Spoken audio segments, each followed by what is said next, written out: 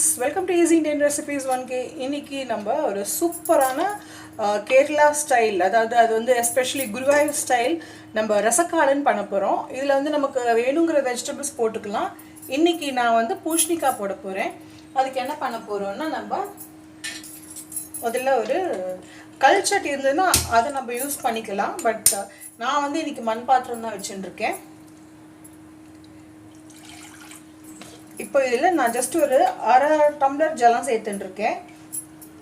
மஞ்சப்பொடி போட்டிருக்கேன். நான் வந்து பூஷ்ணிக்காய் கட் பண்ணி வச்சுட்டுருக்கேன். இந்த ஜலம் கொதிக்கிறதுக்குள்ளே என்னெல்லாம் சேர்க்கணுன்றதை நான் சொல்லிடுறேன். இப்போ இதில் வந்து நான் வந்து ஒரு 1/2 டீஸ்பூன் வெந்தயம், ஒரு 1/2 டீஸ்பூன் மிளகு, அரிசி 1 டீஸ்பூன் எடுத்துட்டுருக்கேன். ஒரு 5-6 வத்த மிளகா, 2 பச்சை மிளகா, அதோடு சேர்த்து தேங்காய். இப்போ நம்ம என்ன பண்ண போகிறோம்னா, இது எல்லாத்தையும் எக்ஸப்ட் இந்த பச்சை மிளகாய் அண்ட் தேங்காய் மற்ற எல்லாத்தையும் நம்ம வறுத்துக்க போகிறோம். வறுத்துட்டு அரைக்கணும். இதில் வந்து ஒரு எலுமிச்சம்பழம் சைஸ் அளவுக்கு புளியை நான் நனைச்சி வச்சுட்டுருக்கேன். இது வந்து எப்படின்னா, இதில் வந்து 2 விதமான புளிப்புத்தன்மை சேரும். இதில் ஒன்று வந்து புளிஜலம் சேரும், இன்னொன்று தயிர் விடுவோம். இப்போ இது வந்து கொதிக்க ஆரம்பிச்சாச்சு. இதை சேர்த்துன்றலாம்.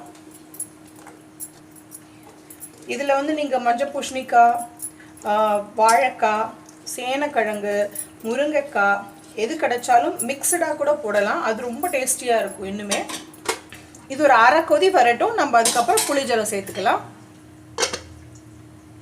இப்போ நம்ம கரைச்சி வச்சுருக்கிற புளிஜலத்தை சேர்த்துடலாம்.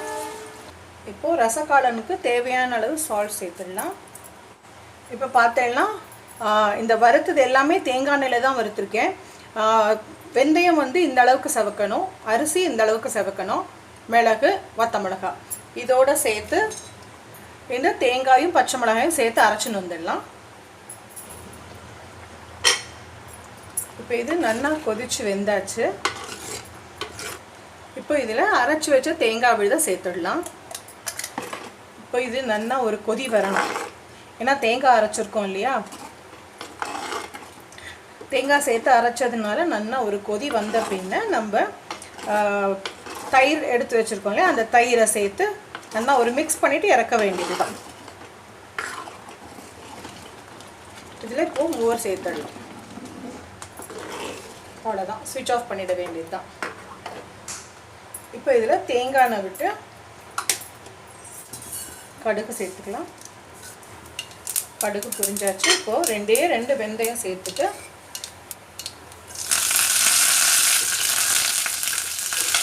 கொஞ்சமாக பெருங்காயம் சேர்த்துக்க வேண்டியதான். இந்த வெந்தயம் செவக்கணும், கருதக்கூடாது.